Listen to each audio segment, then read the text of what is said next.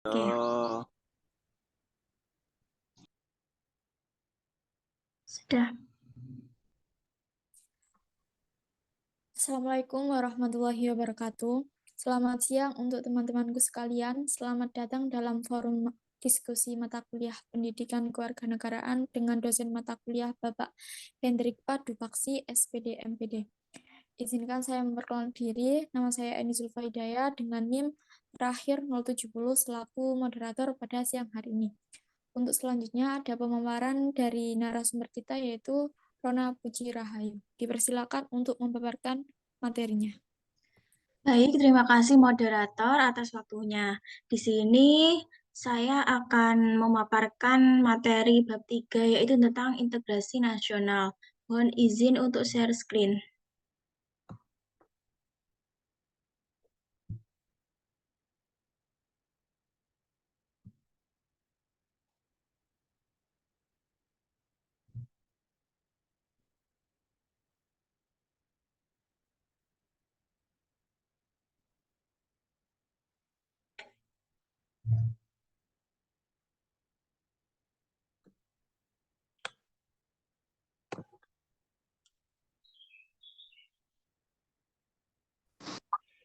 Baik, apakah share screen saya sudah terlihat? Sudah. Baik, terima kasih waktunya untuk moderator. Perkenalkan, nama saya Rona Puji Rahayu dengan NIM terakhir 053. Di sini saya akan membahas tentang materi bab 3 yaitu integrasi nasional. Suatu negara, bangsa membutuhkan persatuan atau untuk bangsanya yang dinamakan integrasi nasional. Dikatakan bahwa sebuah negara, bangsa yang mampu membangun integrasi nasionalnya dalam memperkokoh rasa persatuan dan kesatuan bangsa-bangsa yang ada di dalamnya. Integrasi nasional merupakan salah satu tolak ukur persatuan dan kesatuan bangsa. Indonesia sebagai sebuah negara dalam realitasnya terpisah pada beberapa bagian dan tingkatan. Dari segi geografis dipisahkan oleh lautan dengan beratus pulau besar dan beribu-ribu pulau kecil. Masih banyak pulau yang belum diberi nama, bahkan belakangan ini dua pulau yang berada di kawasan Kalimantan telah menjadi milik negara Malaysia. Dari perspektif kewilayahan, tampak pembagian Indonesia bagian timur dan Indonesia bagian barat atau kawasan perkotaan dan pedesaan. Kemudian ada beberapa masalah yang akan kita bahas, antara lain yaitu masalah pengertian integrasi nasional, faktor pendorong integrasi nasional, faktor penghambat integrasi nasional, latar belakang sejarah dan integrasi nasional dalam kemajemukan penduduk dan kondisi geografis negara, integrasi nasional dalam kemajemukan budaya, dan integrasi nasional mewujudkan tugas tanggung jawab masa depan. Kemudian yang pertama yaitu pengertian integrasi nasional. Integrasi berasal dari bahasa Inggris integration yang berarti kesempurnaan atau keseluruhan. Integrasi nasional dimaknai sebagai proses penyesuaian di antara unsur-unsur yang saling berbeda dalam kehidupan masyarakat yang memiliki keserasian fungsi. Integrasi nasional akan terbentuk apabila sebagian besar masyarakat memiliki kesepakatan tentang batas-batas teritorial, nilai-nilai, norma-norma, dan peranata-peranata sosial. Integrasi nasional adalah usaha dan proses mempersatukan perbedaan-perbedaan yang ada pada suatu negara sehingga terciptanya keserasian dan keselarasan secara nasional. Istilah integrasi nasional terdiri dari dua unsur, yaitu integrasi dan nasional. Dalam Kamus Besar Bahasa Indonesia edisi ketiga tahun 2002 dikemukakan bahwa integrasi mempunyai pengertian pembaruan atau penyatuan hingga menjadi kesatuan yang utuh atau bulat. Sedangkan istilah nasional mempunyai pengertian bersifat kebangsaan, berkenaan atau berasal dari bangsa sendiri, meliputi suatu bangsa, misalnya cita-cita nasional, tarian nasional, perusahaan nasional, dan sebagainya.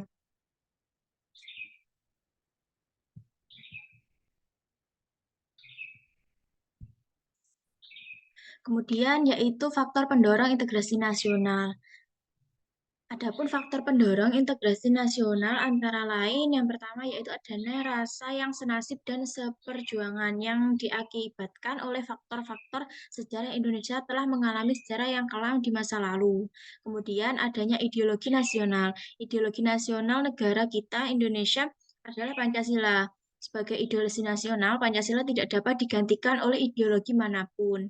Kemudian adanya sikap tekad dan keinginan untuk kembali bersatu. Perbedaan dan kemajemukan di Indonesia bukanlah salah satu alasan yang dijadikan faktor penyebab konflik sosial yang terjadi di kalangan masyarakat.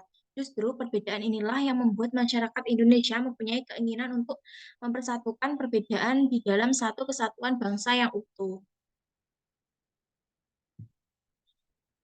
Dan yang terakhir, adanya ancaman dari luar, walaupun Indonesia sudah merdeka sejak 71 tahun yang lalu, bukan tidak mungkin ancaman dari luar itu masuk ke Indonesia. Ancaman-ancaman dari luar di era globalisasi sekarang ini tidak dapat diartikan sebagai ancaman yang menjajah seperti pada masa kemerdekaan Indonesia. Oleh karena itu, untuk mengantisipasi ancaman dari luar, dalam kaitannya dengan bahaya globalisasi dan modernisasi, integrasi nasional perlu diwujudkan di setiap lapisan masyarakat yang tinggal di Indonesia, di wilayah Indonesia. Yang ketiga yaitu faktor penghambat integrasi nasional. Yang pertama yaitu masyarakat Indonesia yang heterogen atau beraneka ragam. Kemudian yang kedua, wilayah negara yang begitu luas, terdiri atas ribuan kepulauan yang dikelilingi oleh lautan luas. Kemudian yang ketiga, besarnya kemungkinan ancaman, tantangan, hambatan, dan gangguan yang merongrong keutuhan, kesatuan, dan persatuan bangsa.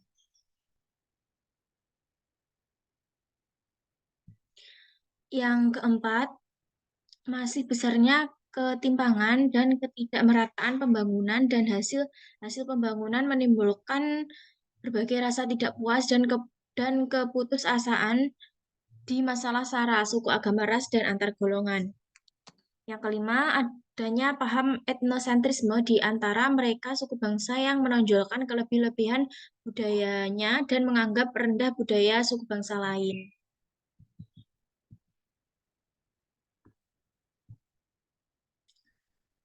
Yang keempat yaitu latar belakang sejarah dan integrasi nasional. Dalam dimensi horizontal, kemajemukan masyarakat Indonesia dapat dilihat dari adanya berbagai macam suku bangsa seperti suku bangsa Jawa, suku bangsa Sunda, suku bangsa Batak, dan lain sebagainya. Tentang beberapa jumlah suku bangsa yang ada di Indonesia, ternyata dapat perbedaan yang cukup signifikan di antara para ahli tentang Indonesia. Keberagaman suku bangsa di Indonesia disebabkan oleh keadaan geografis yang merupakan negara kepulauan dengan jumlah pulau yang sangat banyak dan letaknya yang saling berjauhan.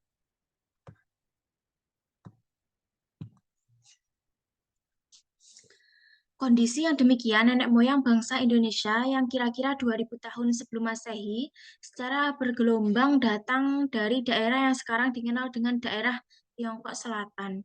Mereka harus tinggal menetap di daerah yang terpisah satu sama lain karena ionisasi geografis antara satu pulau dengan pulau yang lain mengakibatkan masing-masing penghuni itu dalam waktu yang cukup lama mengembangkan kebudayaannya sendiri-sendiri, terpisah atau sama lain. Disitulah secara perlahan-lahan identitas kesukuan itu terbentuk atas keyakinan bahwa mereka masing-masing berasal dari satu nenek moyang dan memiliki kebudayaan yang berbeda dari kebudayaan suku yang lain.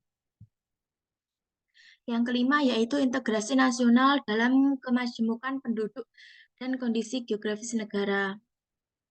Seperti pengertian yang telah dijelaskan bahwa integrasi nasional merupakan pernyataan atau pembaruan suatu bangsa agar menjadi kesatuan yang utuh dan integrasi nasional sama dengan konsep menyatukan bangsa secara sederhana. Integrasi nasional dimulai dan diciptakan dalam bentuk sikap kepedulian terhadap sesama, serta memiliki rasa persatuan dan kesatuan yang tinggi, yang berlandaskan atas nilai-nilai dasar Pancasila, berpegang teguh pada semboyan Bhinneka Tunggal Ika dan bersandar pada hukum tertinggi yaitu Undang-Undang Dasar 1945. Peran integrasi nasional di dalam kemajemukan bangsa Indonesia yaitu seluruh permasalahan yang akan mengakibatkan terpecah belahnya persatuan dan kesatuan Indonesia tidak akan tercapai ketika masyarakat Indonesia masih berpegang teguh pada nilai-nilai luhur yaitu Pancasila, Bhinneka Tunggal Ika, dan Undang-Undang Dasar 1945. Di sisi lain, terdapat faktor maupun penghambat di dalam integrasi nasional. Meskipun integrasi nasional tidak dapat tercapai dengan sempurna, namun secara prinsip tetap dapat menanggapi perubahan yang datang dari luar secara terbuka, tapi tetap pada nilai-nilai dasar bangsa Indonesia.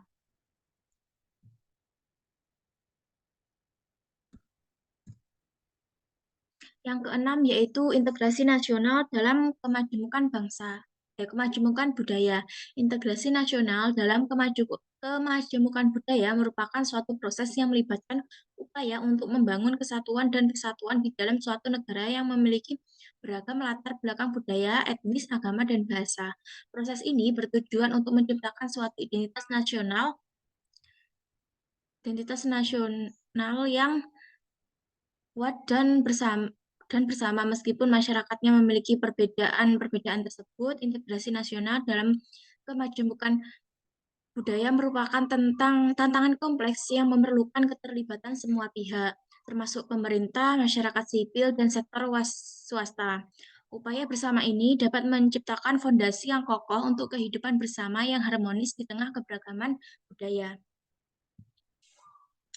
Yang terakhir yaitu integrasi nasional mewujudkan tugas tanggung jawab masa depan.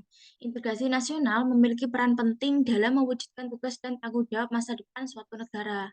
Sebuah negara berhasil mengintegrasikan masyarakatnya dengan baik akan lebih mampu menghadapi berbagai tantangan dan memanfaatkan peluang masa depan. Integrasi yang baik memungkinkan adanya akses setara terhadap pendidikan yang berkualitas, pelatihan, dan kesempatan pekerjaan. Hal ini akan membantu menciptakan sumber daya manusia yang berkualitas dan unggul, yang diperlukan untuk menghadapi perubahan ekonomi dan teknologi di masa depan. Integrasi budaya dapat menjadi sumber inovasi, karena berbagai kelompok budaya dapat dikontribusikan dengan ide yang beragam. Dengan menggabungkan keahlian dan bakat dari berbagai latar belakang budaya, negara dapat memajukan sektor ekonomi dan menciptakan lingkungan yang mendukung pertumbuhan ekonomi yang berkelanjutan. Sekian, terima kasih. Itu tadi yang dapat saya sampaikan. Mungkin ada beberapa pertanyaan, saya kembalikan ke moderator. Baik, itu tadi pemaparan dari narasumber kita tentang integrasi nasional. Untuk selanjutnya, yaitu sesi tanya jawab atau diskusi. Dimohon untuk raise hand terlebih dahulu dan menyebutkan nama dan 3 digit NIM terakhir apabila ingin bertanya.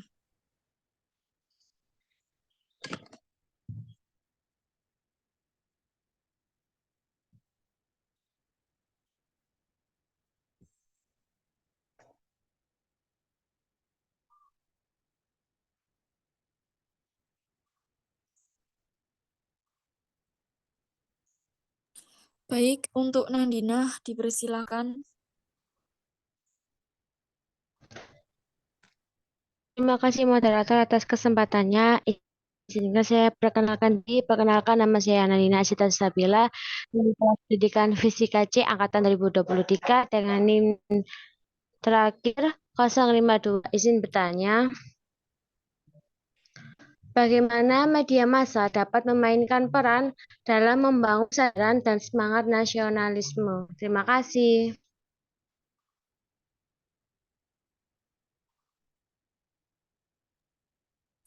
Baik, untuk selanjutnya ada Aisyah, dipersilakan.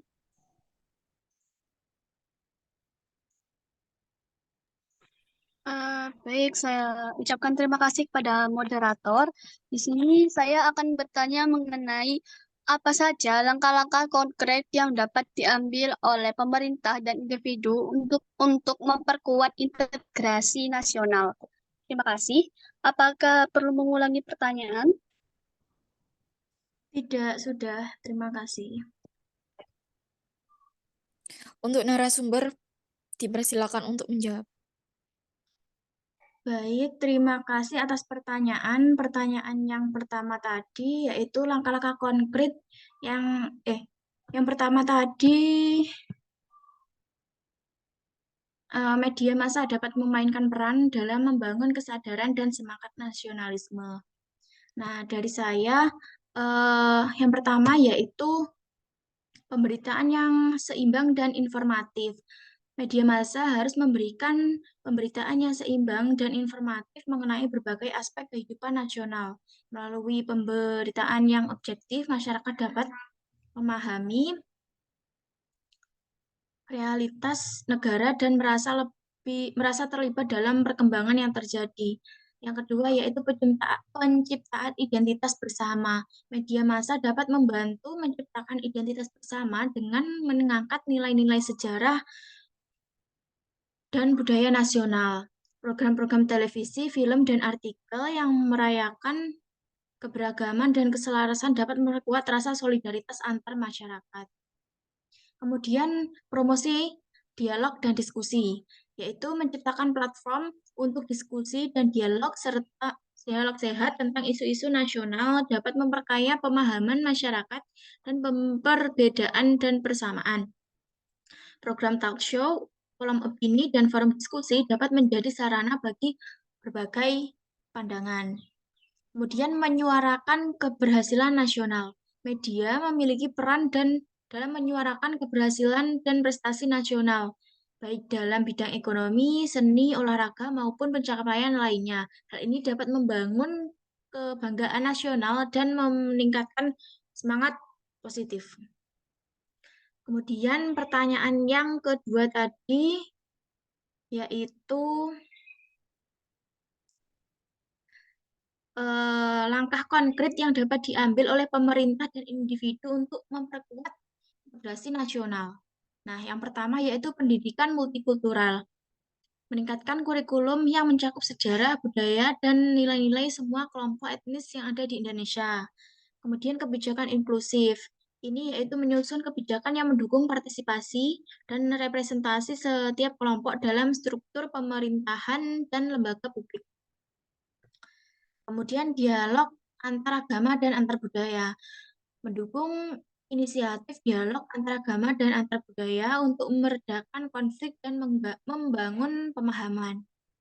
Yang terakhir yaitu kesejahteraan sosial, mengadopsi kebijakan ekonomi yang merata dan berkeadilan untuk mengurangi kesenjangan sosial, serta menyelenggarakan program-program kesejahteraan yang merata dan bermanfaat untuk semua lapisan masyarakat.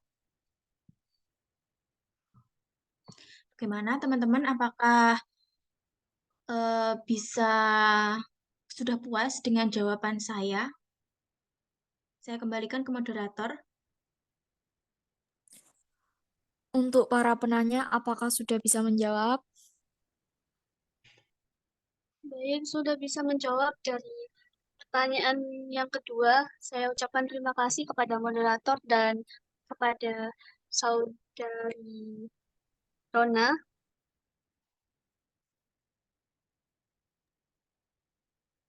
Untuk pertanyaan yang pertama, alhamdulillah sudah terjawab. Terima kasih untuk moderator dan narasumber. Baik, kalau begitu untuk narasumber bisa menutup presentasinya. Baik, terima kasih moderator, terima kasih teman-teman semuanya atas partisipasinya untuk ikut berdiskusi dalam membahas bab 3 ini tentang integrasi nasional. Saya selaku pemateri pamit undur diri. Sekian, terima kasih. Wassalamualaikum warahmatullahi wabarakatuh. Waalaikumsalam warahmatullahi wabarakatuh. Baik, saya selaku moderator pada bab integrasi nasional, mohon maaf apabila ada salah kata, saya pamit undur diri. Assalamualaikum warahmatullahi wabarakatuh.